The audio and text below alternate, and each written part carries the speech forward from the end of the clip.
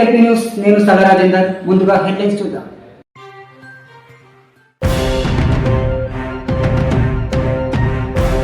భగీరథ నీళ్లు వస్తలేవు అనే ఎల్పీ న్యూస్ కథనానికి స్పందించిన మున్సిపల్ మిషన్ భగీరథ అధికారులు సిబ్బంది వచ్చి రిపేర్లో ఉన్న పైప్ లైన్ పనులను జేసీపీ ద్వారా తొలగించి రిపేర్లో ఉన్న పైప్ లైన్ పనులను ప్రారంభించారు.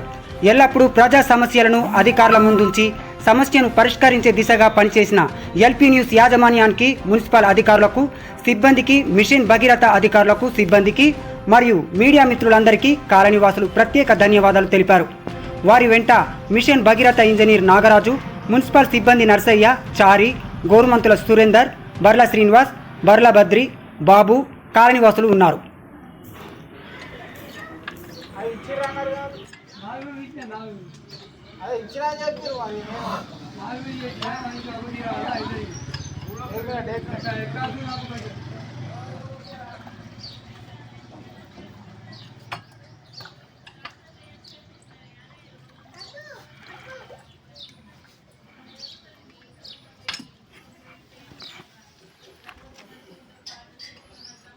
Calma.